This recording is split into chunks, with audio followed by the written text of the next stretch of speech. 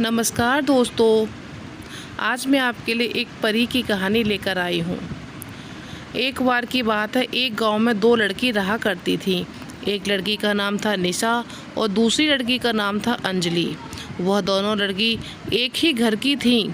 निशा की माँ अब इस दुनिया में नहीं थी, लेकिन उसके पिता ने दूसरी शादी कर ली थी, जिसके कारण अब निशा की एक सौतेली माँ और बहन भी थी।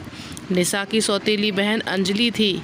निशा अंजलि को अपनी सगी बहन जैसे ही मानती थी, लेकिन अंजलि ऐसी नहीं थी। वह निशा को सौतेली बहन के साथ ही अपनी दुश्मन भी मानती थी। वही अंजलि की माँ भावना भी कुछ इसी प्रकार का था। निशा सुबह उठने के बाद घर का सारा काम किया करती थी। उसके बाद बिना कुछ खाए वह दिन भर गाय और भैंस चराने गांव से बाहर जंगल की ओर जाया करती थी। पूरा दिन वह गाय भैंस को चराती और शाम को फिर से कार का काम करती थी। लेकिन इतना सारा काम करने के बाद वह जब भी खाना खाने बैठा करती, तब उसकी सौतेली माँ और बहन उसे खाना सही से नहीं खाने देती। निशा को उसकी सौतेली माँ और बहन काफ़ी परेशान किया करती थी। इसके साथ ही वह उसे काफ़ी मारा करती थी। एक बार जब निशा की तबीयत बहुत ख़राब हो गई, फिर भी उसे घर का सारा काम करना पड़ता था और गाय भैंस को भी चराने जाना पड़ता था। जब उसकी तबीयत ख़राब थी तो वह गाय भैंस चराने गई थी। तभी उसे एक काफ़ी कमज़ोर बूढ़ी औरत नज़र आई। वह औरत उस लड़की के पास आई। औरत ने धीमी आवाज़ में कहा, "ए लकड़ी, मेरा गला सूखता जा रहा है, क्या तुम्हारे पास पानी है?" निशा के पास पानी तो नहीं था, लेकिन निशा ने अपनी भैंस का दूध निकालकर उस बूढ़ी औरत को पीने को दे दिया।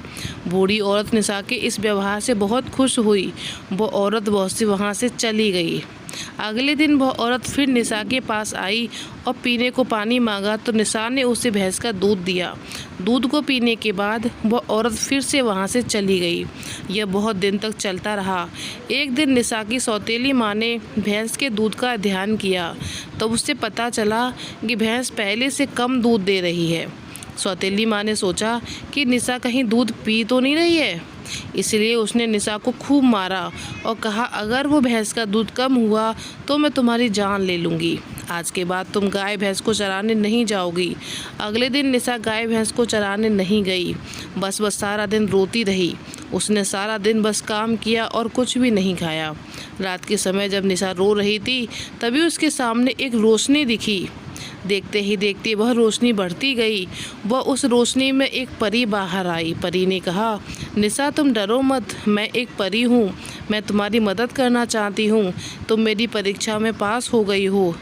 निशा ने कहा, "कैसी परीक्षा?" इस पर उस परी ने कहा, "मैं बहुत बूढ़ी औरत हूँ जिसे तुम हर रोज़ दूध पिलाया करती थी।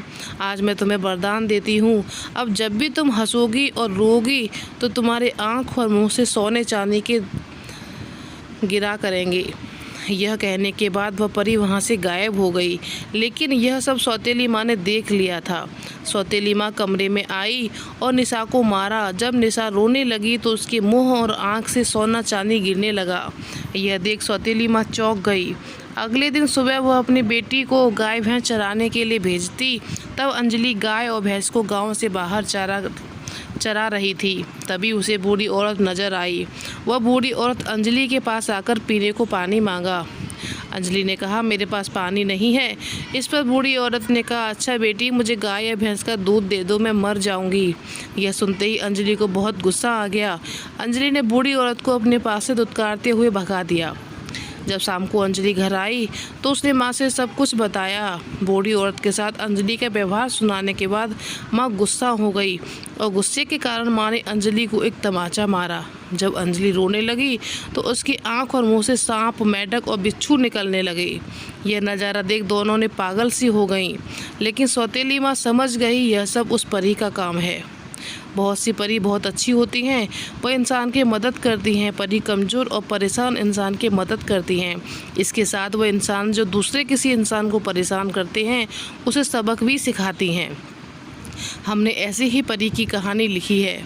आपको कैसी लगी पढ़ने में? काफ़ी मज़ा आया होगा, हमें कमेंट में बताइएगा। अगर अच्छी लगी हो तो हमारे चैनल को लाइक, शेयर, सब्सक्राइब भी करिएगा और बेल आइकन को प्रेस भी करिएगा। तो मिलेंगे आपको अपनी नई कहानी में। धन्यवाद दोस्तों।